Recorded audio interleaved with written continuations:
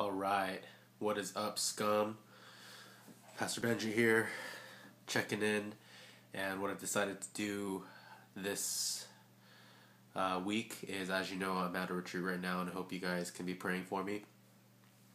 But I just wanted to actually kick off this meeting by checking in and directing you guys, and just leading you through this video recording that I'm doing right now, and Florence. My trustee staff, and hopefully Jane's there right now too, I'm not sure, but are going to be facilitating and guiding you through today, but I want to kind of set the tone through this video message, and so that's why I'm doing this. I'm actually doing this on my iPhone, my MacBook Pro. Long story short, I lost literally everything on my hard drive, and right now, and so my friend, a data recovery specialist, is currently trying to get all the data out. And hopefully it'll all come back because all my sermons are on there and I need those sermons for my retreat this weekend. But that's why I'm trying this on my MacBook. But I have a list of agenda items that I want to go through with you guys. And so hopefully you guys have your notebooks out, pen and paper in hand, because I'm going to just be going over some action items. And so after I do this, we can go. Florence is going to lead you through a time of prayer where you can pray for one another as well as pray for this ministry. And she's going to lead the time, however the Holy Spirit leads her. So that's what we're going to be doing. But also going to be working on some action items.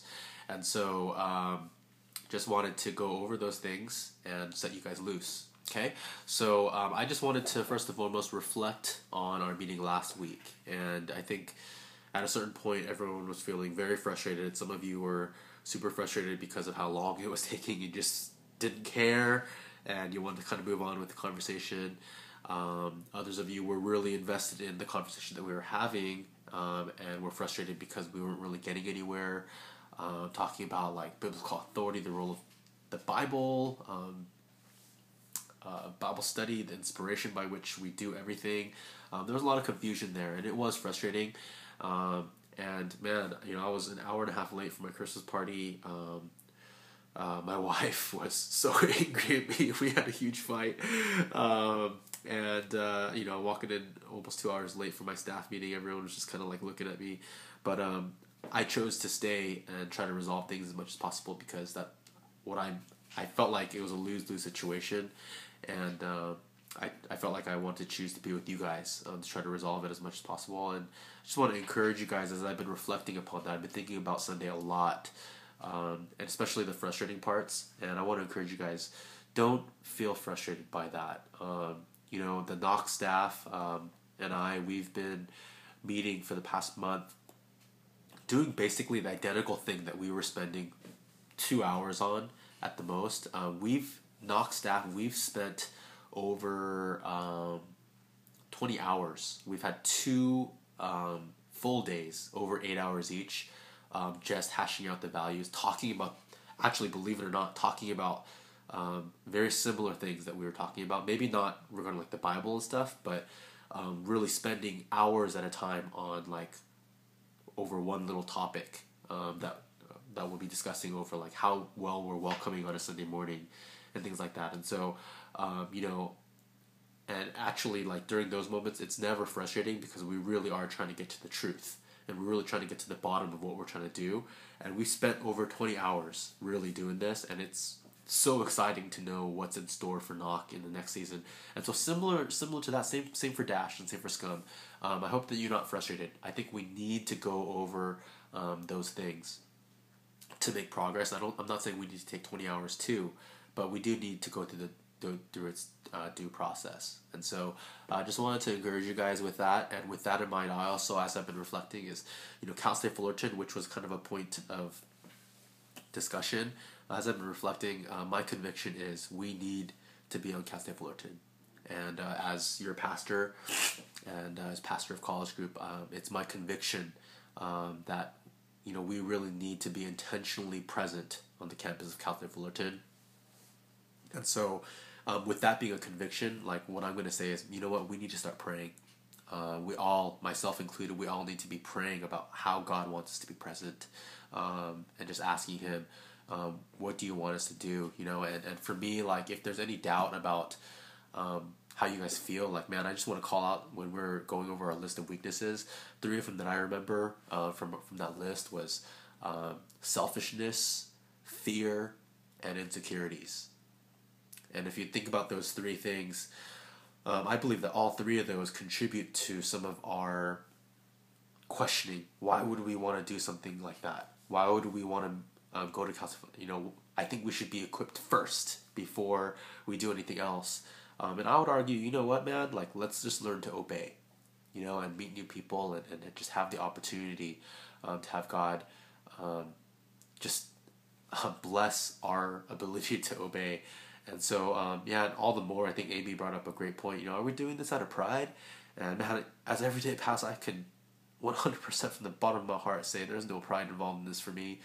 There's a whole lot of fear in doing this, but, and it's not just to bring people to Dash, and it's not just to make Dash big, but I think the one thing that really sets us apart from maybe other campus ministries and campus organizations is that we're a church that's right next door. We literally worship right across the street every Sunday, and so I want to bring people to our church. I want people that maybe don't have a church, that are displaced. I want them, and I want to welcome them not only to our college ministry, but I want to invite them into our church. And so that's kind of like the bigger purpose. So that's just my reflections on last week, and wow, this is going a lot longer than I thought it would, so it's going to be a little more than 10 minutes, so bear with me. But just my reflections, and so Cal State Fullerton is going to be a dream, and we are going to push forward on it, and so I hope you guys can understand and be with me, and if you're not, man, let's pray together, pray with me, and we got to move forward together as a body, as a group, in solidarity. So let's try to do that. With that in mind, I want to talk a little bit about there's about a 5-week break from now till when the second semester starts, and from now till then, we're going to be gearing up. Very practically speaking, we're going to be spending a lot of time. How can we prepare for the second semester? And so, Anne forwarded me an email. Hey, Discoverfest is coming back. Discoverfest is like that welcome week. And it's going to be for second semester too. We barely missed out on being a part of Discoverfest last time, but this time we have time, so we need to register for Discoverfest. So someone needs to step up and be in charge of registering us for Discoverfest to have a booth. And so I don't know if that, I think anyone that's part of our Club Dash organization can do it. So I don't know if Audrey and anyone else can look into that. But we need to be a part of Discoverfest, and we need to discuss what could we do there. The sky's the limit. I think rave cards are obvious, but what else can we do other than having a table and our banner out there? What else can we do to meet people? There's going to literally be people passing through there looking for a campus ministry, and maybe even looking for a church. How can we invite them to that? And so, I remember Calvary Chapel, their ministry, on-campus ministry, man, I got to meet their pastor. They had a great thing. They had a big banner that just had all these controversial issues. Is homosexuality a sin? What about evolution? And they had all these, is abortion wrong? Or is abortion murder? And they had all these hot button things on this huge banner behind them. And so they had attracted a whole lot of people. I'm not saying we need to do that, but it's just to get you thinking, what can we do to make our presence known on campus? This is a great opportunity, a great outreach opportunity that's already set up for us. We just need to get in there and participate with it. And so, this is something we need to start discussing right now, and we need to sign up right away, register right away. So as I speak, someone should be kind of writing down notes as to what we can do and who's going to get us in to Discoverfest. Secondly, we are going to start meeting as a weekly rhythm midweek. We're going to start a worship night Bible study in the middle of the week once the semester starts at Cal State Fullerton. And so we need to discuss, you guys need to open up your schedules, and you guys need to find out what night is most open. I realize that some of you have night classes.